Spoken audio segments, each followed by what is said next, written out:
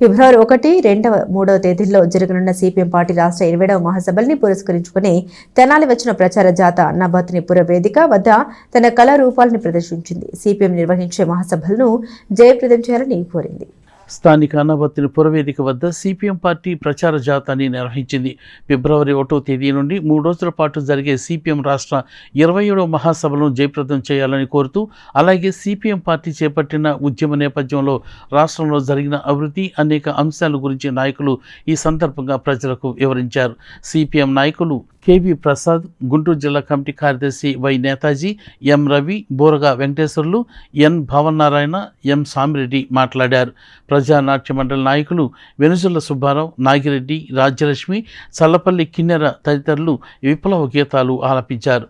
కార్యక్రమాన్ని Shaik Hussain Vali, M Sivakumari, N Rajyalakshmi, G Venkata Subbaiah, K Srinivasarao, G Ravindra, K Durgaprasad, Shaik Baji, Shaik Ashabi, S Subrahmanyam, Venkateswarlu, B సుబ్బారావులు పర్యవేక్షించారు.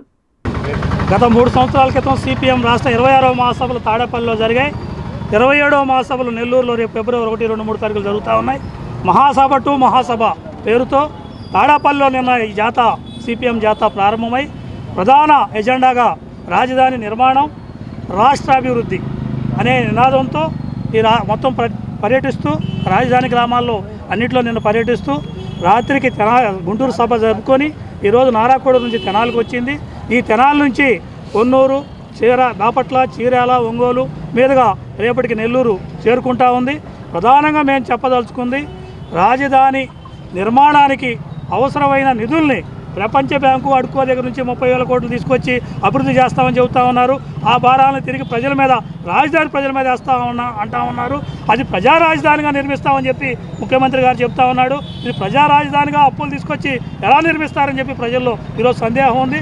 అందుకని మేము సిపిఎంగా కోరుతా ఉంది, మీరు ఏవైతే పీపుల్స్ క్యాపిటల్ నిర్మిస్తామని చెప్పారో, ప్రజాదాన్ని ఏర్పాటు చేస్తూ ఉన్నారు, ప్రజా రాజధాని ఏర్పాటు చేస్తూ ఉన్నారు, దానికి అనుగుణంగా కేంద్రం నుంచి నిధులు తీసుకొచ్చి రాబట్టి ఇక్కడ రాజధాని అభివృద్ధి చేయాలా. అంతే తప్ప ప్రపంచ బ్యాంకు నిధులు తీసుకొచ్చి వాళ్ళ షరతులకు లొంగి ప్రపంచ బ్యాంకు రాజధాని మాకు వద్దు అని చెప్పి అక్కడ రాజధాని ప్రజలు కూడా కోరుకుంటా ఉన్నారు. వాళ్ళ షరతులు మాకు అవసరం లేదని చెప్పి కోరుకుంటా ఉన్నారు.